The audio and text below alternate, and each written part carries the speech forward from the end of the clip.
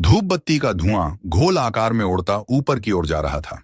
शायद छत तक पहुंचने की कोशिश कर रहा था, पर इतनी ऊंचाई तक पहुंचने से पहले ही धूप बत्ती के सफेद गोलाकार धुएं के कण सर्पिलाकार होते हुए तितर बितर हो जाते थे। चंदन धूप बत्ती की खुशबू मनोज के नथुनों में जा रही थी और उसकी सांस जैसे रुकी जा रही थी। सामने अधीरा की मृत शरीर के पास दीपक के साथ एक मोटी सी धूप बत्ती भी जलाकर रखी गई थी, पर मनोज चाहकर भी चिरनिंद्रा में लीन अपनी बीवी के मुख को देख नहीं पा रहा था। नजरें झुकी हुई थीं। बस कभी कभी नजर उठाकर धुएं के गोल छल्लों को देख लेता था। बीवी अधीरा के संग 30 वर्षों का सफर आज यहां खत्म हुआ, पर आज कहां? वह तो 20 वर्ष पहले उस दिन ही खत्म हो गया था जब मनोज ने पहली बार अधीरा के चरित्र पर लांछन लगाया था। वह दूध वाला घर पर क्यों आया था अपनी बीवी के साथ? गुस्से में अंधा ही तो हो गया था मनोज। अधीरा घबराते हुए बोली थी, कब? मैं तो कल ही आई हूं अपने मायके से, मुझे क्या पता? मनोज गुस्से से बोला, तेरे पीछे दूध वाला आया था अपनी बीबी के साथ यहां, उसे यह दिखाने के लिए कि तेरा और उसका कोई अनैतिक संबंध नहीं है। अधीरा मानो आसमान से जमीन पर आ गिरी। यह आप क्या कह रहे हैं? मैं और दूध वाले के साथ? छी छी, आपने ऐसा सोचा भी कैसे? पर मनोज कहां सुनने को तैयार था। 30 साला अधीरा का मुंह जैसे अपमान से लाल पड़ गया। मनोज और अधीरा की अरेंज्ड मैरिज हुई थी। मनोज औसत रंगरूप का युवक था और अधीरा गोरी, लंबी पढ़ी लिखी, आत्मविश्वासी, घरेलू और खुश मिजाज युवती थी। पर मनोज उसे बहुत प्रेम करने के साथ साथ उसे लेकर बहुत पजेसिव था। कोई भी एक नजर अधीरा को देख ले तो उसे कतई बर्दाश्त नहीं था। दूध वाला जब अपनी बीवी के साथ उसकी नई कोठी पर आया तो उस दिन सोमवार का था। अधीरा को अचानक अपने दोनों बेटे सजल और सारांश के साथ मायके जाना पड़ गया था। साप्ताहिक अवकाश के चलते मनोज अपने इलेक्ट्रॉनिक्स शोरूम की दुकान नहीं गया था और घर पर ही था। बस शक का कीड़ा उसके मन में कुंडली जमाकर बैठ गया और आज अधीरा को डसने लगा। अधीरा बोली, दूध वाला गांव से रोज बाइक से शहर आता है तो अपनी बीवी को ले आया होगा, उसको सामान दिलाने या डॉक्टर को दिखाने। कितने ही काम होते हैं गांव वालों को शहर में। पर मनोज कुछ भी सुनने तो तैयार नहीं था। अधीरा के खिलते चेहरे पे जैसे पतझड़ आ गया। आवेश में चेहरा गुस्से से तमतमा आया, पर मां की वह सीख कि गुस्से में पति कुछ भी कहे तो उस समय चुप रह जाना, यह अविश्वास का दीमक गृहस्थी की जड़ों को खोखला कर देता है, याद करके चुप रह गई। 8 और 10 वर्षीय सजल और सारांश इस सब से बेखबर थे, पर मां की सूनी सूनी रोती आंखें, मुरझाया चेहरा बहुत कुछ कहना चाहता था, मगर मासूम बच्चे उन्हें पढ़ ही नहीं पाते थे। एक आम युवती की तरह उसने बस प्रेमपूर्ण जीवन की ही कामना की थी। जिन लम्हों की तमन्ना उसने तमाम उम्र की, वह लम्हे मिले तो पर इतने कम मिले कि उनका मिलना न मिलने के दुख से दोगुना हो उठा। तेज रोने की आवाज से मनोज जैसे अतीत से निकलकर वर्तमान में लौट आया। अधीरा की दोनों छोटी बहनें अनुभा और सुगंधा भी आ गई थीं, और लाल साड़ी में लिपटी लेटी अधीरा को देखकर उनके आंसुओं का बांध टूट पड़ा था। हाय दीदी, इतनी जल्दी क्यों छोड़कर चली गई? अनुभा रोते रोते कह रही थी। छोटी बहन सुगंधा को तो अपनी आंखों पर विश्वास ही नहीं हो रहा था। अपने हाथों से अधीरा को छू छू कर देख रही थी। दीदी उठो, देखो हम आ गए, अब तो उठ जाओ। देखो हम अचानक ही आ गए, वह भी बिना तुम्हारे बुलावे के। तुम हर बार हमें बुलाती थी ना कि आ जाओ आ जाओ। दीदी अब उठ भी जाओ ना, इतनी भी क्या नाराजगी? पर अधीरा तो इन सब से दूर जा चुकी थी। बड़ी सी कोठी के शानदार ड्राइंग रूम के बीच में अधीरा आज शांत लेटी थी। हमेशा की तरह हंसती खेलती, मुस्कराती, अपने घर को सजाती संवारती अधीरा अब कभी नहीं दिखेगी किसी को। मनोज ड्राइंग रूम के दरवाजे पर काफी दूरी पर बैठा था। वहां से उसे अधीरा का चेहरा नहीं दिख रहा था। दोनों बहनों के रुदन से माहौल और भी गमगीन हो गया। पास बैठी परिवार की अन्य औरतें और अधीरा की सहेलियां भी तेज स्वर में रोने लगीं। अनुभा अपनी बड़ी बहन के पास बैठकर सुबक रही थी और आग भरी नजरों से मनोज को ही घूर रही थी। एक पल को दोनों की नजरें मिल गईं। ओह, इतनी नफरत, घृणा। मनोज की नजरें झुक गईं। हाँ, मैं हूं ही इस लायक। मैंने कब उसे चैन से रहने दिया? उस दूध वाले प्रकरण के बाद कुछ साल सब ठीक रहा। दूध वाले को हटा दिया गया। अब दूध एक बूढ़ा नौकर डेयरी से लाने लगा था।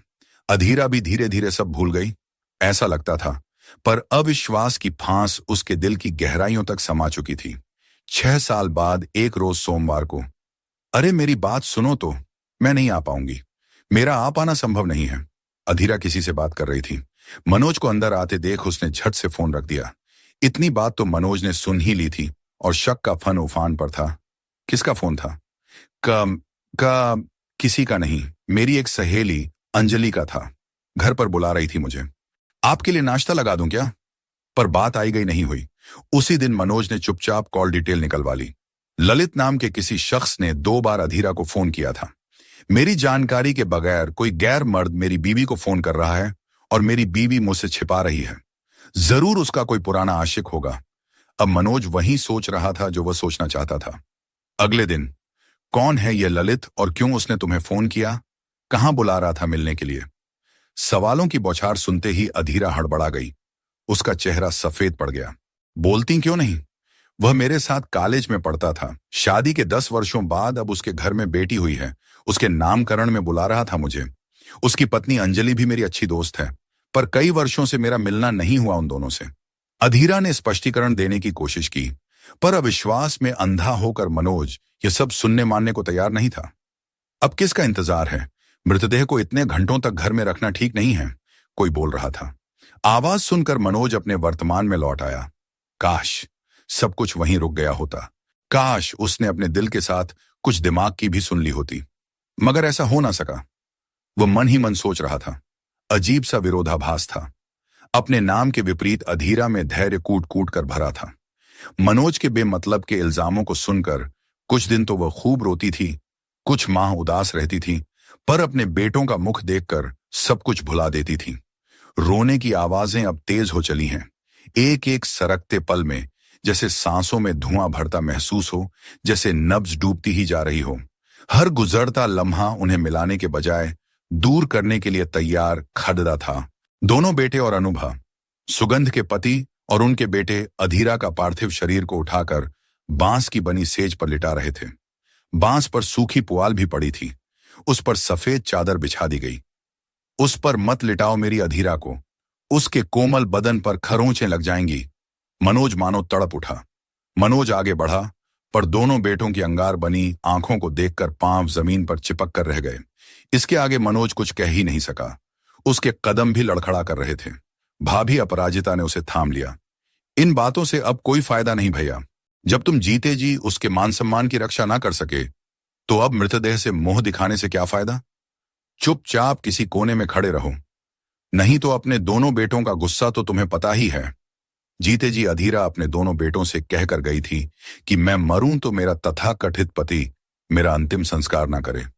करना तो दूर, मेरा चेहरा भी ना देखे, मुझे छू भी ना सके, और बेटों ने इसका पूरा मान रखा था। अतीत के वे पल चलचित्र की भांति मनोज की आंखों में तैर उठे। कुछ वर्ष शांति से बीते। मनोज का बिजनेस खूब तरक्की कर रहा था। दोनों बेटे भी पढ़ लिख कर जॉब करने लगे। सजल के लिए तो रिश्ते भी आने लगे थे। लंबे आकर्षक दोनों बेटे तो अधीरा की आंखों के तारे थे। एक बड़ा फ्लैट भी खरीद लिया था दिल्ली में। दोनों बेटे वहीं रहते थे साथ साथ। अक्सर मनोज और अधीरा भी 1 से 2 दिन बच्चों के साथ रह आते थे। सब कुछ ठीक चल रहा था। बच्चों की पढ़ाई और नौकरी के कारण कुछ वर्षों से अधीरा अकेली पड़ गई थी। मनोज अपने बिजनेस में बिजी रहता था और उसके शक्की स्वभाव के कारण अधीरा कहीं आती जाती नहीं थी, तो घर बैठे बैठे ही साहित्य में उसे रुचि हो आई थी। काफी समय मिला तो कविता, कहानी और लेखन में व्यस्त हो गई। मनोज भी देखकर खुश था कि घर बैठे ही वह अपना मन बहलाने लगी है। अरे सजल बेटा, प्रगति मैदान में बुक फेयर लगा है, एक बार मुझे ले चलो। हाँ हाँ, क्यों नहीं। दोनों बेटे अपनी मां की कोई बात नहीं टालते थे। कहने के साथ ही उसकी सारी फरमाइशें पूरी करते थे। चाहे ऑनलाइन किताबें मंगानी हों या अधीरा के 45वें जन्मदिन पर उसका पसंदीदा 54 इंची प्लाज्मा टीवी घर में लाकर उसे आश्चर्यचकित कर देने का प्लान हो। मनोज तो इतने दिन वहां रह नहीं सकता था। वह अपने शहर जबलपुर लौट गया। 6 फरवरी का दिन था जब अधीरा सजल के साथ प्रगति मैदान गई थी। घर के बाहर की दुनिया, और वह भी किताबों से लबालब देखकर, उसकी खुशी का पारावार न था। वहां पहुंचकर सजल को भी कुछ दोस्त मिल गए। वह अधीरा को उसकी पसंदीदा बुक स्टॉल पर छोड़कर कुछ देर के लिए चला गया। अरे अधीरा, तुम। सामने से अधीरा की कुछ फेसबुक फ्रेंड्स चली आ रही थीं। उनसे पहली बार मिलने का रोमांच ही अलग था। हाय, तुम तो बहुत ही प्यारी हो अधीरा, प्रतिमा बोल पनी। वह खुद भी कविताएं लिखती थी। कुछ काव्य संग्रह भी आ गए थे उसके।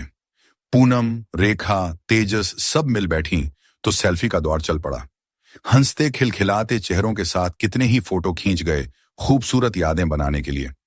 पास ही 22 से 23 साल के दो नवयुवक सौरभ और प्रफुल्ल भी खड़े थे।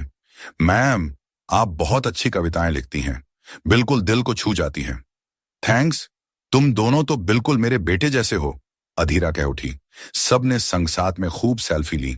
फोटो लेने के क्रम में दोनों लड़के और पूनम, प्रतिभा अधीरा के कुछ और करीब हो गए। प्रफुल्ल ने अधीरा के कांधे पर हाथ रख दिया। हंसी खुशी के पल कैमरे में कैद हो गए। अपने मनपसंद लेखकों की हस्ताक्षरित प्रति लेकर अधीरा बहुत खुश थी और दोनों बेटे उसे खुश देखकर खुश थे। रात में खूब चाव से अधीरा ने बच्चों के पसंद का खाना बनाया। अगले दिन सुबह जबलपुर जाने के लिए अधीरा का ट्रेन में रिजर्वेशन करा दिया था बेटों ने। अकेले सफर करने के अवसर कम ही आए थे अधीरा के जीवन में, पर वह रोमांचित थी। बेटों ने भी उसका हौसला बढ़ाया। मम्मी, आप अब अकेले आना जाना शुरू करो। देखो, सब महिलाएं अकेली कहां कहां हो आती हैं, और दिल्ली के लिए तो बहुत सी सीधी ट्रेनें हैं।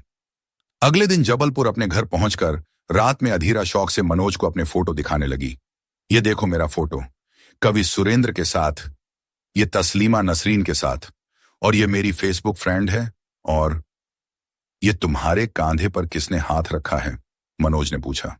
अधीरा ने झट से फोटो आगे बढ़ा दी और उसे दूसरी फोटो दिखाने लगी। मनोज ने उसके हाथों से मोबाइल छीन लिया और फोटो स्लाइड करके पूछने लगा, यह लड़का कौन है और इसका हाथ कैसे आ गया तुम्हारे बदन पर? अविश्वास का फन ना केवल सिर उठा चुका था, बल्कि जहरीली फुफकार भी मार रहा था। जिस बात से अधीरा बचना चाह रही थी वही हुआ। तुम्हें वहां बुक फेयर देखने भेजा था मैंने, और तुम जाकर अपने यार के साथ अय्याशी करने लगी। पर वह तो मेरे बेटे की उम्र का है और हम तो पहली बार ही मिले थे। पर मनोज कुछ सुनने को तैयार नहीं था। 40 से ऊपर की उम्र हो गई तुम्हारी, और अक्ल नाम की चीज नहीं है। बूढ़ी हो गई हो, पर शौक जवानों के हैं। ओह, उसके कानों में जैसे पिघलता शीशा उंघेल दिया गया हो। अधीरा रो रो कर रह गई। रात रात भर जागती रही थी, दिन में मुंह छिपाए पड़ी रहती थी। किस बात की सजा भुगत रही थी वह? एक औरत होने की, स्त्री देह लेकर पैदा होने की। स्त्री देह उसकी, पर मालिक है उसका पति मनोज। वह जब चाहे कठपुतली की तरह उसे नचाए। अधीरा ने अपना फोन ही ऑफ करके रख दिया। कुछ दिन बेटों से बात नहीं हुई तो तीसरे ही दिन बेटे घर आ पहुंचे। अधीरा की सूजी आंखें और उतरे चेहरे ने ही सब कहानी बयां कर दी। मनोज अब भी अपने दंभ में बोले जा रहा था, चरित्रहीन है, कुलटा है तुम्हारी मां। चुप रहिए, सजल चीख उठा। आपके शक ने आपको अंधा कर दिया है, पर मेरी मां को आप एक भी अपशब्द नहीं कहेंगे। मुझे मम्मी की सहेली मधु आंटी ने सब बता दिया है। आपके शक का कोई इलाज नहीं है। इतनी समर्पित और प्रेम करने वाली पत्नी को आपने जिंदा लाश बनाकर रख दिया है। जवान बेटे का क्रोध देखकर मनोज ठंडा पड़ गया। उधर अधीरा अपने दोनों जवान बेटों के सामने पति के मुंह से ऐसे लांछन सुनकर मानो शर्म से जमीन में गड़ी जा रही थी। मैं क्यों ना समा जाऊं धरती की गोद में? कब तक मैं देती रहूंगी अग्नि परीक्षा? अब कोई अग्नि परीक्षा नहीं। वह थंप कर बोल पगी एक दिन, सजल सारांश। मेरे बच्चों, अब मैं सफाई देते देते थक गई हूं। मैं मर जाऊं तो पति नाम के इस इंसान को मेरी मृतदेह को छूने मत देना और चेहरा भी मत देखने देना। हो सके तो इतना करके मेरे दूध का कर्ज चुका देना। उस दिन से अधीरा ने मनोज को पति के सिंहासन से उतारकर जमीन पर लापटका। समय बीतता गया। करवा चौथ आदि सब त्याग दिया अधीरा ने। 2 वर्षों के अंतराल पर दोनों बेटों का धूमधाम से विवाह कर दिया। सभी पारिवारिक और सामाजिक दायित्व बखूबी निभाए अधीरा ने। पर मन में चरित्रहीनता की जो फांस चुभी थी वह अब शहतीर बन गई थी। एक रात वह सोई, फिर कभी न जागने के लिए। कितनी बातें थीं जिन्हें साझा करने की जरूरत थी, कितने खुले घावों को सिला जाना था, कितनी खरोचों पर मोहब्बत के फाहे रखे जाने थे, पर घड्डी की टिकाटिक ने नए घाव दी। कितना हंसना था, कितना रोना, पर बेरहम वक्त ने उन्हें मोहलत न दी। पलक झपकी और पल गायब। जैसे तमाम जिल्लत और रुसवाई से मुक्ति पा गई हो। अधीरा की बहनें, सखियां और दोनों जेठानी तेज स्वर में रो रही थीं। सजल अपने हाथों में मिट्टी का घड़ा लेकर जा रहा था और परिवार के कुछ अन्य पुरुष अर्थी को कांधा देकर ले जा रहे थे। जिस अर्धांगिनी को वह हमेशा पर पुरुष के नाम के साथ जोड़कर उसका चरित्र हरण करता रहा, उसे ही आज गैर पुरुष कांधा दे रहे थे। पर मनोज के लिए ही वर्जित था अधीरा को छूना तक भी। अविश्वास, शक का फुफकारता नाग मनोज के मन में आज निर्जीव सा पड़ा है और जीते जी इसी लाश को ढोते रहना है उसे अब ताउम्र